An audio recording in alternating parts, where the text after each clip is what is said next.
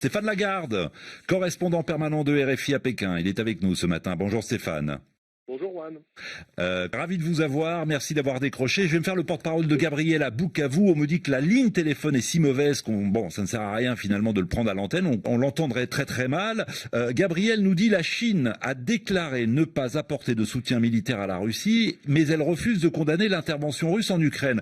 Comment expliquer la position ambivalente de Pékin sur ce dossier? C'est vrai Stéphane que depuis le début de la guerre, la position de la Chine est souvent qualifiée d'ambiguë. Oui, alors on devrait se poser la question d'ailleurs, Juan, parce qu'on répète ça sans arrêt. Effectivement, est-ce que finalement la position chinoise est ambivalente, comme dit Gabriel, ambiguë, comme vous le dites? Elle l'a été en tout cas, c'est vrai. Elle l'a été dans la première semaine du conflit.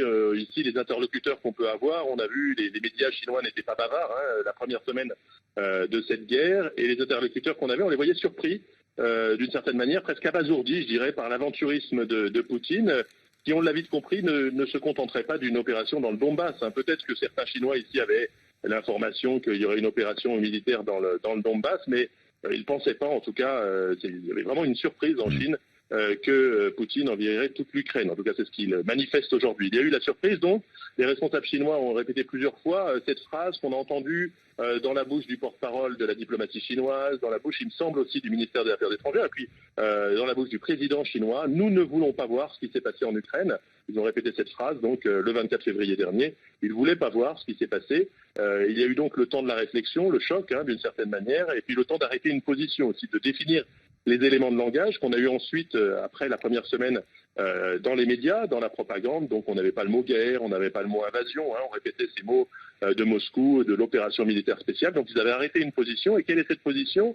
Je ne sais pas si Gabriel nous entend maintenant, mais enfin, disons que elle s'est manifestée, cette position, dès l'abstention de la Chine lors du vote condamnant l'invasion de l'Ukraine par la Russie, du vote de l'ONU. On se souvient, la Chine s'était abstenue, et Pékin donc était dans ce qu'on appelle une abstention, donc il ne condamnait pas, quoi. Était avec refuser de condamner la Russie. Il y a un mot qui est très fort aussi qu'on doit retenir, c'est une neutralité positive. Je vais y arriver.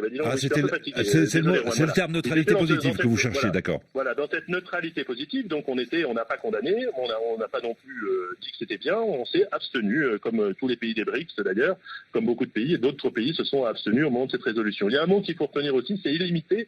Illimité pourquoi? Juan, c'est ce qui a été signé lorsque Vladimir Poutine est venu ici à Pékin signer une déclaration conjointe sino-russe, donc le 4 février dernier. Et là, il y a eu la mise en place d'un partenariat stratégique. On ne parle pas d'une alliance ici, mais d'un partenariat stratégique dit illimité. Donc c'est un mot très fort.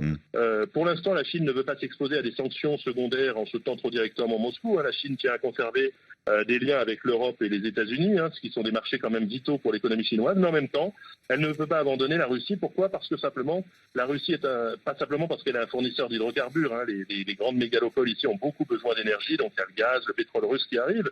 L'économie de la Russie n'est pas du tout celle du marché européen ou du marché américain, même si on parle d'une taille comparable à l'Espagne, l'Italie ou la Corée, donc c'est pas le plus important. Ce qui est très important, encore une fois ici, c'est la relation stratégique. Xi Jinping et Vladimir Poutine se sont vus 40 fois en tête-à-tête. Ils partagent la même vision d'un ordre mondial qui n'est pas celui des démocraties occidentales. Et puis surtout, la Chine compte s'appuyer sur la Russie dans sa lutte pour la première place, la première place de première puissance avec les États-Unis. Donc pour l'instant, la position de la Chine est moins ambivalente. Elle a dit qu'elle ne lâchera pas la Russie.